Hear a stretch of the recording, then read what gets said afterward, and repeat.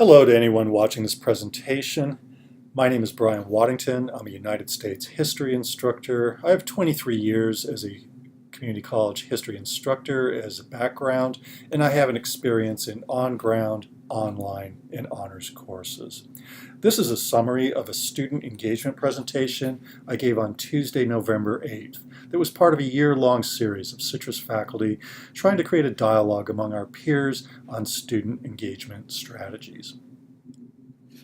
For my presentation, I made a point of arriving a bit early to greet the attendees and distribute handouts. The idea was to try to model the importance of creating a friendly, relaxed atmosphere before a class begins. I wanted to learn student names, ask them how things are going, and to get to know them. In turn, I also get to know you a bit. Essentially, it is a strategy to make connections to help bond the group. Part of what I hope to emphasize is on the first day of class and every day after, we are embarking on something like a 16-week relationship with our students. Like any positive relationship, we need to try to put a good energy into it and let the people around us know we genuinely care. In turn, it seems, they will often genuinely care about you and those around them. I wanted to emphasize in my presentation to those in the audience that it is important to recognize that I don't have great answers for student success or in student engagement. I teach differently than I did 22 years ago, and hopefully will teach differently than I do now 5 years from now.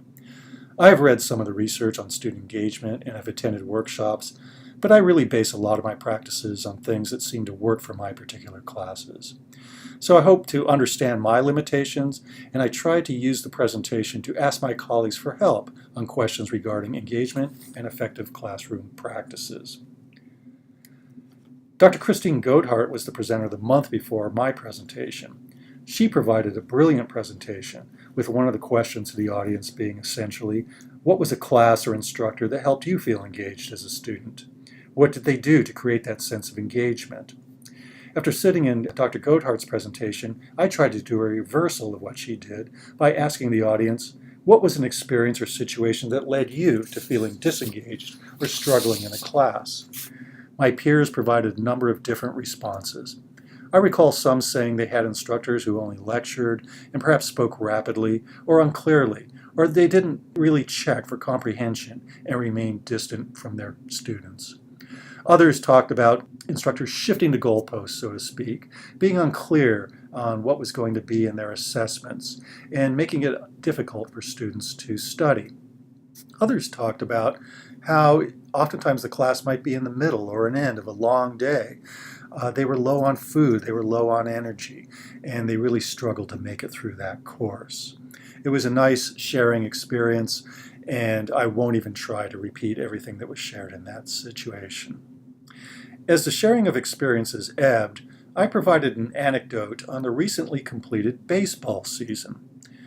At the beginning of spring training for the 2016 MLB season, the Chicago Cubs, who hadn't had a World Series appearance in 108 years, began their training for the upcoming season with the very modest goal, try not to suck. They went on to win the World Series that year. I brought this up because I feel our students are fairly forgiving and are simply hoping their instructor is knowledgeable, clear, organized, enthusiastic, and caring. Those should all be simple enough benchmarks for us to hit, right? Just try not to suck. Students often say they take responsibility for engagement. I think that's very healthy for us to recognize. However, I asked the group what might be some of the challenges students face in not being engaged, sort of as a build-up to the previous discussion we had, and what are the strategies we can use to help. I encouraged the group to consider breaking down those questions into different categories of classes: traditional courses, online education, honors courses, perhaps even the time of day. Does learning setting and time of day matter? Should that influence our teaching style? Again, we had a nice lively discussion on this that I won't try to repeat. One of the points I tried to make in that discussion is the importance of small acts of kindness. I take time to write notes to my students to point out their strengths, but also remind them of how they can improve. That philosophy goes back to my own experiences as an underconfident, first-generation community college student going to school a couple of years after high school graduation, who wasn't sure that most college courses were really right for him. I took the English 101 course and still remember my instructor writing just a simple, short note on my paper that read, "You have a nice writing style." I never told that instructor how much that meant to me, but really it meant the world. It gave me a sense of potential and possibility, and all it took was 6 brief words that probably took less than 15 seconds for her to write. Can we do that with every one of our students? I then provided examples of assessments that I write to my students in my online education class. It looks like a lot of writing, but it isn't really. Some of it you can just copy and paste. But taking the time to tell them a little bit about what they thought their strengths were and how they can get a little bit better. In Jennifer's case here, she put in a great effort. She put in a lot of nice detail in trying to talk about change for northern communities. But I also reminded her to look at some of our class resources for other ideas to consider. In this case, I was hoping for the students to consider how technical change started to create a commercial economy and how that influenced some of the change that Jennifer described in her essay. And then I encouraged her to keep all this in mind for her upcoming essay. In the case of Brianna, I liked the organization and the overview that that student put in, and that the essay noted some important points that we had discussed on our discussion board. I encouraged Brianna to just add a little bit more depth in particularly developing the textbook, but congratulated her and commended her on some very good work, and again reminded her of how to consider this study as she moved into the following week. I do this because I think the students really enjoy the feedback. I get a lot of appreciative comments from the students who say they are appreciative that the instructor took time to encourage them. And by the end of the semester, I'm usually very satisfied with the level of work my students produce. I also asked the group on how can we take student engagement to higher levels, not just being attentive in your class, coming to class each day, trying to do well, but excelling, having a push to a higher level than they thought they could ever achieve.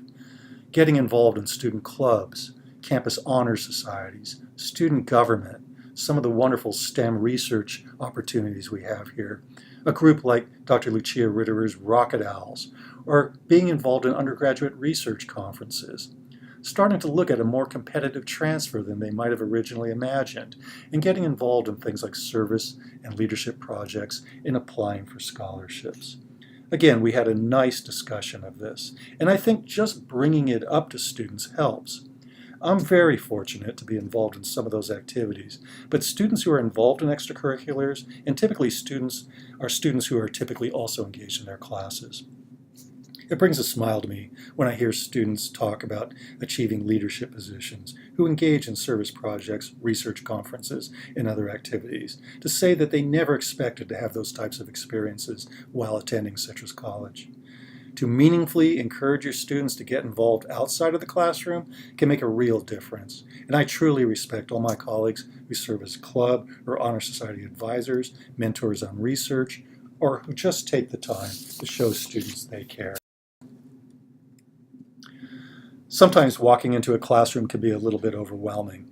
Meeting 45 people for the first time, many of them perhaps skeptical of you, the subject matter, or even themselves.